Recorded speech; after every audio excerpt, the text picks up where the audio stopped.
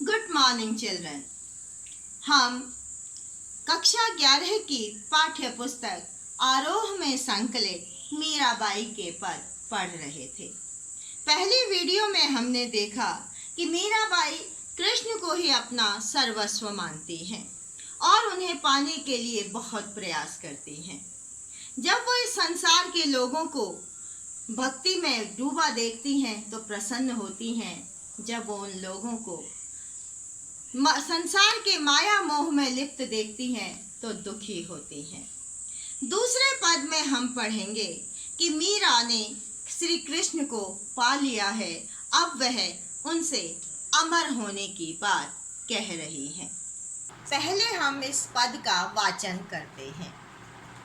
पग घुंघरू बांध मीरा नाची, मैं तो मेरे नारायण सु आप ही हो गई साची। लोग कहे मीरा भई बावरी, न्यात कहे कुलनासी।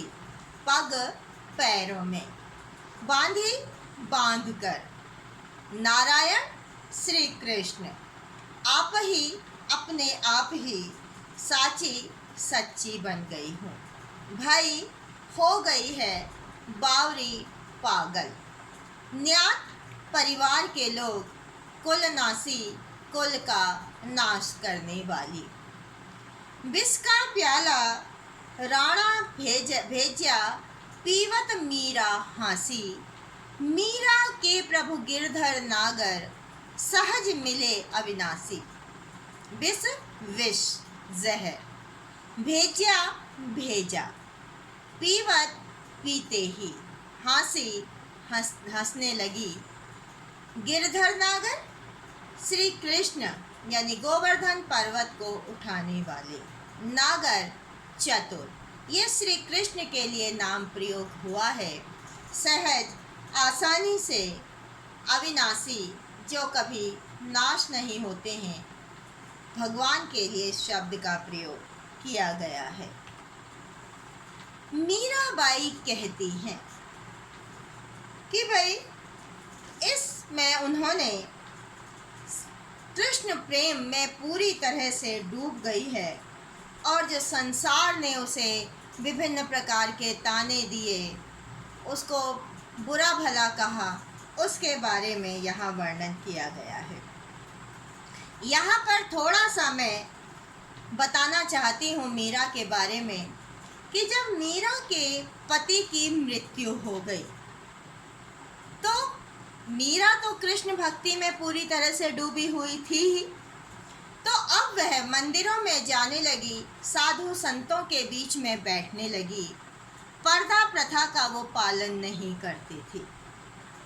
राज दरबार की महिलाएं जो रानियां होती थीं, वो राजमहलों में रहती थीं, किसी पराये पुरुष के सामने नहीं जाती थी और पर्दा करती थी।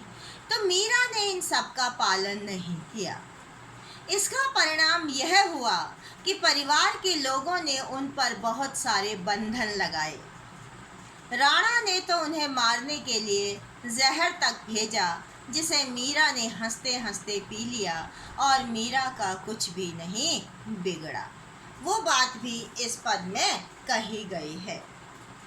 पद घुंघरू बांध मीरा नाची, मीराबाई कहती हैं कि वह तो पैरों में घुंघरू बांधकर श्री कृष्ण के आगे नाचने लगी है और मैं तो मेरे नारायण सु आप ही हो गई साची। इस प्रकार इस बात से यह बात सच्ची हो गई है कि मैं तो अपने कृष्ण की हूँ, मैं तो मेरे नारायण सु, कि भाई मैं तो अपने कृष्ण की ही हूँ। इसलिए इससे यह बात पूरी तरह सच्ची हो गई है। तो मेरे आचरण के कारण, मेरे इस व्यवहार के कारण संसार के लोगों को यह बात पसंद नहीं आई। इसलिए वह क्या कहते हैं, लोग कहे मीरा भई बावरी, तो लोग कहने लगे हैं कि मीरा तो पागल हो गई है, उसे संसार की, कुल की, लाज मर्यादा का कुछ भी ज्ञान नहीं है। न्यात कहे कुलनासी, और परिवार के लोग कहने लगे हैं कि मीरा तो अपने कुल का नाश करने वाली है। ऐसा क्यों कहते हैं? क्योंकि मीरा विवाहिता है और उसका यह कार्य कि वह मंदिरों में जाकर साधु संतों के पास बैठती है, कृष्ण की भक्त मूर्ति के आगे नाचती गाती है, यह कार्य उसका कुल की मर्यादा के विरुद्ध है। इसीलिए विष का प्याला राणा भेज्या, पीवत मीरा हंसी। इसीलिए जब मीरा ने अपनी कुल की मर्यादा का ध्यान नहीं रखा तो राणा ने उसके लिए विष का प्याला भेजा, जिसे श्री कृष्ण का नाम लेकर मीरा हंसते हंसते पी गई, लेकिन उसका बाल भी बांका नहीं हुआ। इसीलिए मीराबाई कहती हैं, मीरा के प्रभु गिरधर नागर सहज मिले अविनाशी, कि कृष्ण प्रेम में वह पूरी तरह से डूब गई है। उसके जो प्रभु गिरधर नागर, जो मेरे प्रभु हैं श्री कृष्ण, वह बहुत ही चतुर हैं। सहज मिले अविनाशी, मुझे तो वो सहज ही प्राप्त हो गए हैं, आसानी से प्राप्त हो गए हैं। मैंने उनके दर्शन प्राप्त कर लिए हैं।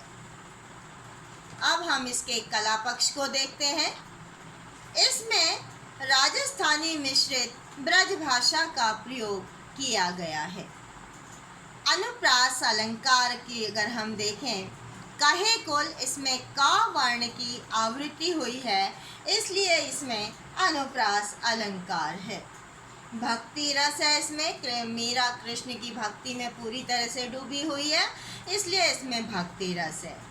बिंब, दृश्य बिंब हमें इसमें दिखाई देता है, और श्रव्य बिंब कि मीरा बावरी हो गई है, लोगों के शब्द हमें सुनाई दे रहे हैं, इसलिए श्रव्य बिंब भी है। इसमें पद छंद का प्रयोग है, इसे आसानी से गाया जा सकता है, इसलिए इसमें संगीतात्मकता और गेयता का गुण उपस्थित है। इसके अलावा श्री कृष्ण के अनेक नामों का इसमें मीरा ने वर्णन किया है, जिससे काव्य की सुंदरता बढ़ी है। नारायण, गिरधर, नागर और अविनाशी।